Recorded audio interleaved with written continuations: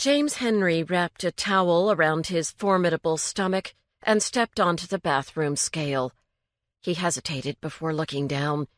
He hadn't weighed himself in over a year, but his new pants were growing tighter and tighter, and several of his belts no longer fit at all. Finally, he steeled himself for the results and peered down, but he couldn't see the numbers because the round, protruding flesh of his belly completely blocked his view. "This is what it must feel like to be 8 months pregnant," James thought glumly.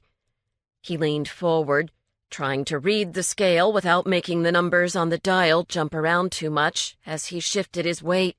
When he was actually able to make out the results, James leapt backward off the scale as if it had suddenly caught fire.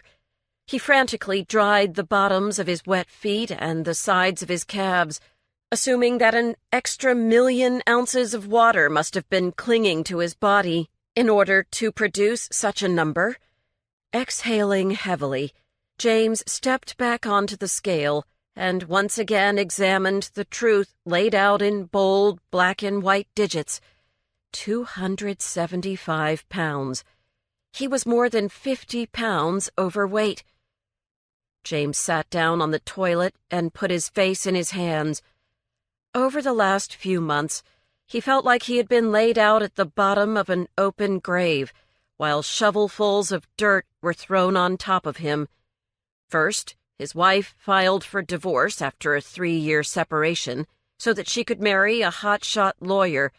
Then James's mother died, forcing him to move back home to care for his sour, reclusive father. And now, on top of everything else, James was fat. The two things he had loved most, his job teaching English literature at the College of William and Mary, and his wife, Jane, were both gone. Now he was an overweight, divorced, 35-year-old loser living with his father. "I've got to do something about myself," he moaned aloud. "I've got to go on a diet." After completing the traumatic task of weighing himself, James got dressed and trudged downstairs to make breakfast. He cracked 3 eggs into a bowl and mixed them vigorously with milk.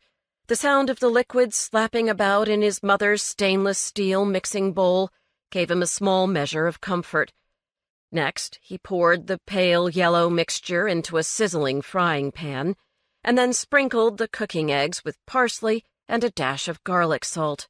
He popped 2 bagels into the toaster oven and poured 2 glasses of orange juice while keeping an eye on the frying pan. When the surface of the eggs began to look crinkled, resembling a piece of plastic wrap, James expertly flipped the omelet and then covered its surface with a thick layer of shredded cheddar cheese.